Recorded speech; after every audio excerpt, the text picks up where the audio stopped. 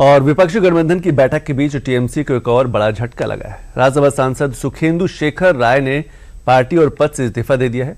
साथ ही सुखेंदु ने पश्चिम बंगाल विधानसभा चुनाव में टीएमसी की हार के लिए पार्टी की आलोचना भी की है। एक रिपोर्ट।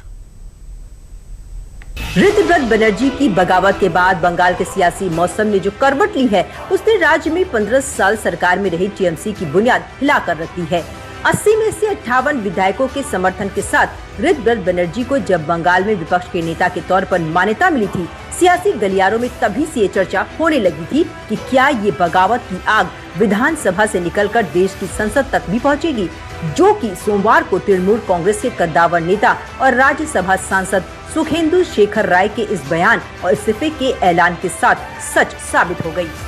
पिछले 15 साल जब सत्ता में जो लोग थे, कोई मंत्री, कोई पंचायत के लीडर, कोई काउंसिलर, कोई मेयर वगैरह वगैरह, तो ये लोग के आसपास जाना मुश्किल था।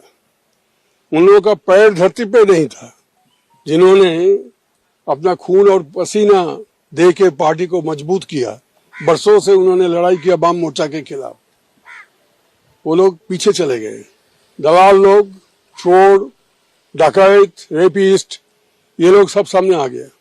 पार्टी के सीनियर नेता और राज्यसभा सांसद सुखेंदु का पार्टी और पद से इस्तीफा ऐसे वक्त में आया जब पार्टी की सर्वेसर्वा ममता बनर्जी बंगाल में न होकर राजधानी दिल्ली में विपक्षी एकता की मजबूती के लिए हाई प्रोफाइल बैठक में थी।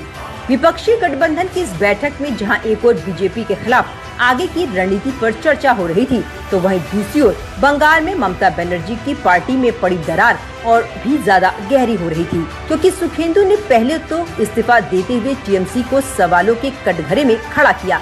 वहीं दावों के मुताबिक इस्तीफे के बाद सुखेंदु ने लोकसभा के करीब 20 सांसदों के साथ सीक्रेट मीटिंग में भाग लिया। सुखेंदु ने पश्चिम बंगाल विधानसभा चुनावों में टीएमसी की हार के लिए पार्टी की आलोचना की। जनादेश को ममता बनर्जी के 15 साल के अराजक शासन का नतीजा बताया। उन्होंने कहा कि पार्टी उस तरीके से नहीं चल रही थी जैसे चलनी चाहिए।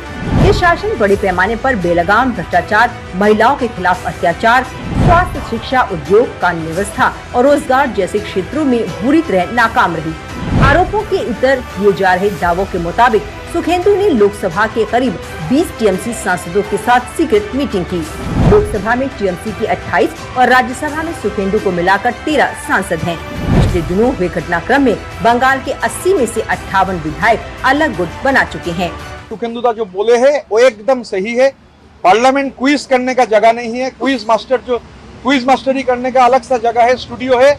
मगर हालात ऐसा चल रहा है कि क्विज मास्टर को शायद 2029 में मौका ही नहीं मिलेगा पार्लियामेंट में जाकर ये क्लाउनगिरी करने का। और सुखेंदु जो बोले हैं एकदम सही। खराब भी लगता था कि सुखेंदु जैसे पार्लियामेंटेरियन उसको लास्ट में धकेल दिया गया है।